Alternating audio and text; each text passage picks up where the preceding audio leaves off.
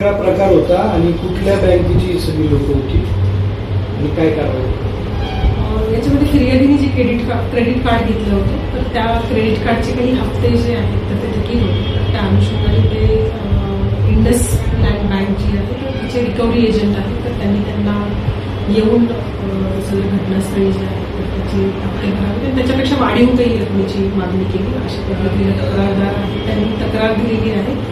त्या अनुषंगाने Hadapsar police station या ठिकाणी गुन्हा नोंद करण्यात आलेला आहे आणि याच्यामध्ये पुढील जो तपास आहे तर तो सध्या सुरू आहे. मॅडम, अनेक वेळा हे वसुली एजंटकडून अशा पद्धतीने हाणलं जातं किंवा धमक्या दिल्या जातात, त्याच्यावरती आपल्याकडून काय कारवाई केली जाते?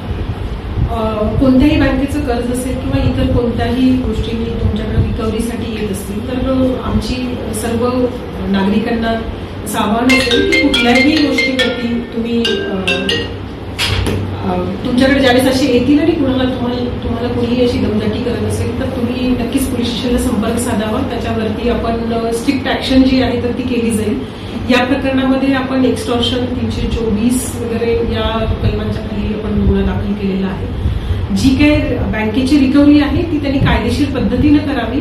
कुठल्याही पद्धतीनं कायदा हातात घेऊन त्यांना अशी रिकव्हरी करता येणार नाही. याबद्दल त्यामुळे आमचं असं सर्वांना आवाहन आहे की तुम्ही ज्यांच्याकडे अशी काही प्रकरणं असतील किंवा तुम्हाला कोणी असा त्रास देत असेल तर तुम्ही पोलीस स्टेशनला यावे आणि त्याबद्दल नक्कीच दखल घेतली जाईल आणि त्याच्यावरती गुन्हे दाखल करून पुढची कारवाई केली जाईल. किती रुपयांची ती थकबाकी होती साधारण?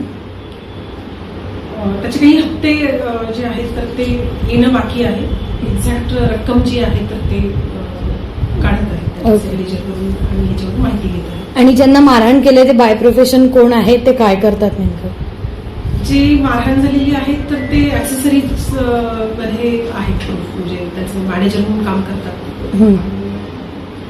त्याच्यासोबत एक महिलेला पण मारहाण झाली, त्यांचा काय संबंध होतो? महिलेला मारहाण झाल्याबद्दल महिलेने नाही सांगितलं. ती तिथे सोडवण्यासाठी गेलेली होती आणि तिनं म्हणजे मारहाण चाललेली आहे हे बघून त्या ठिकाणी ती सोडवण्यासाठी गेलेली होती.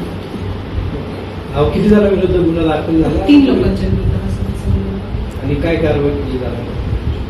म्हणजे ऑफेन्स रजिस्टर आहे त्याची अटकेची कारवाई आणि पुढच्या ज्या कारवाया आहेत तर त्या नक्की करू. याच्यामध्ये कुठल्या बँक म्हणजे कुठल्या एजन्सीकडून ते काम करतात याचा पुढचा जो तपास आहे तो केला जाईल.